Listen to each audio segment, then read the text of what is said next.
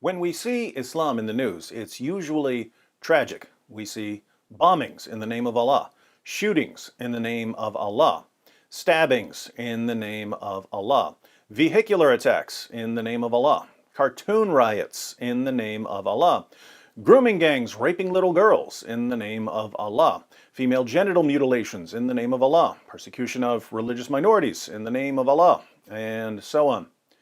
Just a few minutes ago, I read that according to a Pentagon report, ISIS is regrouping in Iraq and is expected to regain territory this year.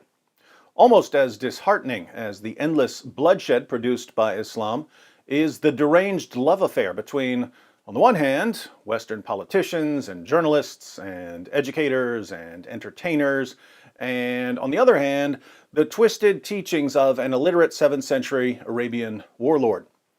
But I'm here to tell you that the news about Islam isn't always bad.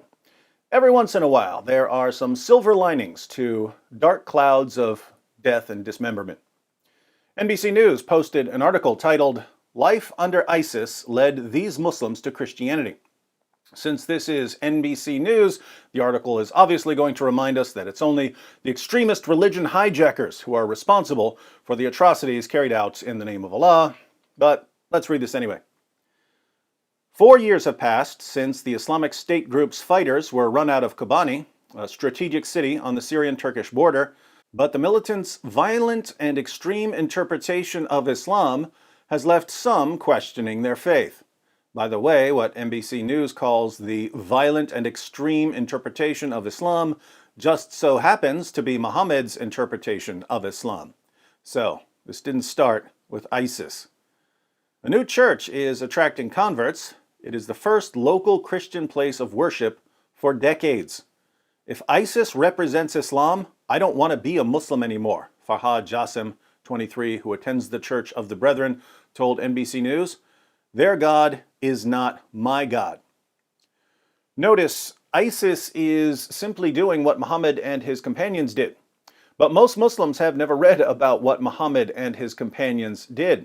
So when they think about Islam, they just think about what their parents and their imam told them to think about Islam. Suddenly, ISIS comes along, and these moderate Muslims see Muhammad's teachings lived out before them, and they're horrified. This isn't what mommy and daddy taught them. And when they see the true Islam in all its anti-glory, they want to leave it. They can't leave it when ISIS is around, but as soon as ISIS is pushed out of an area, these Muslims become ex-Muslims. Religious conversions are rare and taboo in Syria, with those who abandon Islam often ostracized by their families and communities. Even under the Syrian regime before the revolution, it was strictly forbidden to change religion from Islam to Christianity or the opposite, said Omar, 38, who serves as an administrator at the Protestant Church. He asked for his last name not to be revealed for safety reasons. The church's priest declined to be interviewed. Changing your religion under ISIS wasn't even imaginable. ISIS would kill you immediately, he added. So would Muhammad and his companions, by the way. While residents are still dealing with the emotional scars left by the brutality of ISIS, Omar says many people in Kobani have been open-minded about Christianity. After you've seen Muhammad's commands lived out by a group like ISIS, the marching orders for Christians in the New Testament start looking pretty good by comparison. What are the marching orders for Christians? Love the Lord your God with all your heart and with all your soul and with all your mind and with all your strength. Love your neighbor as yourself. Whoever slaps you on your right cheek, turn the other to him also. Love your enemies and pray for those who persecute you. Never pay back evil for evil to anyone. If possible, so far as it depends on you, be at peace with all men. If your enemy is hungry, feed him, and if he is thirsty, give him a drink. Let all that you do be done in love. Walk in love. Pursue peace with all men. Honor all people. That doesn't sound like ISIS. Most of the brothers here converted or come to church as a result of what ISIS did to them and to their families, he added. No one is forced to convert. Our weapon is the prayer, the spreading of spirit of love, brotherhood, and tolerance. Islamic leaders around the world have spoken against the extremists' ideology, accusing the ISIS militants of hijacking their religion. In 2014, more than 100 Muslim scholars wrote an open letter to ISIS leader Abu Bakr al-Baghdadi, saying the militant group has misinterpreted Islam into a religion of harshness, brutality, torture, and murder. While they're at it, these Muslim scholars might as well write a letter to Muhammad and Abu Bakr and Umar and Uthman and Ali, since the first generation of Muslims were every bit as brutal as ISIS. Only 4.6% of Syrians are believed to be Christian, according to a report by the Aid to the Church in Need. The Catholic charity estimates that 700,000 Christians have fled the country since the civil war erupted in 2011, an exodus that has halved their proportion of the population. Jassim, who works as a mechanic, converted to Christianity late last year.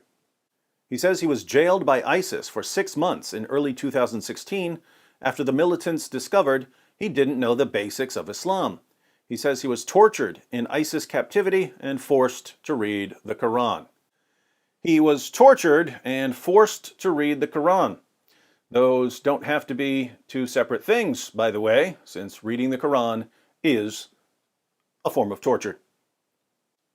After I witnessed their brutality with my own eyes, I started to be skeptical about my belief, Jassim said, anger rising in his voice.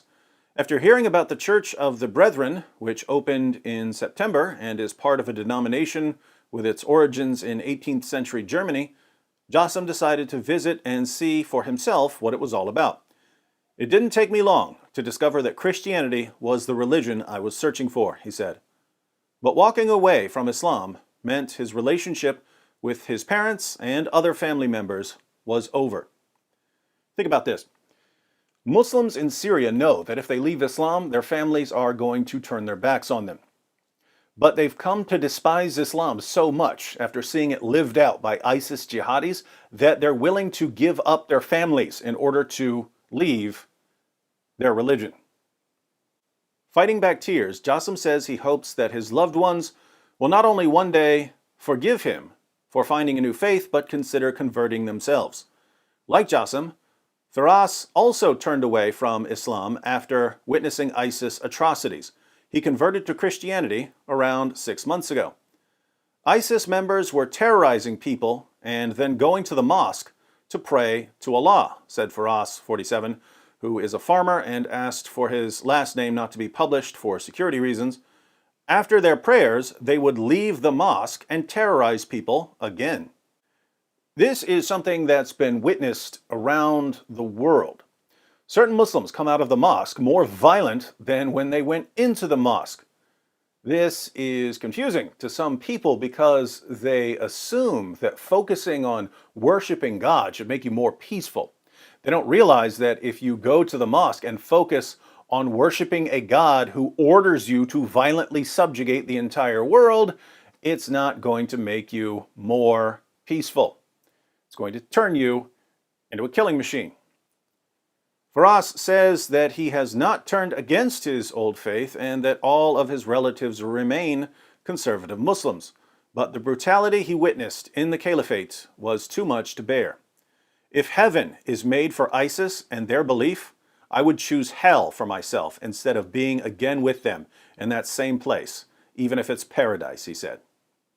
So here's a former Muslim saying not only that he was willing to give up his family in order to leave Islam, but also that he'd rather burn in hell than be in paradise with devout Muslims.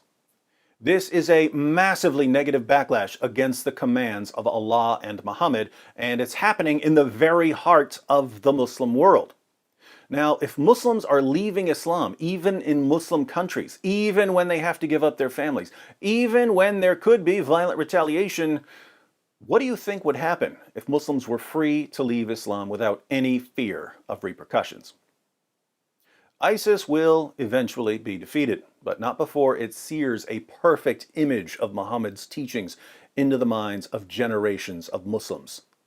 And I, for one, can't wait to hear from all the future apostates who will not only leave Islam, but also dedicate their lives to refuting it. In the comments section, I'd like everyone to give me your prediction. Will Islam be consumed from the inside until it ultimately falls? Or will the high birth rates keep Islam expanding until it becomes the world's dominant religion?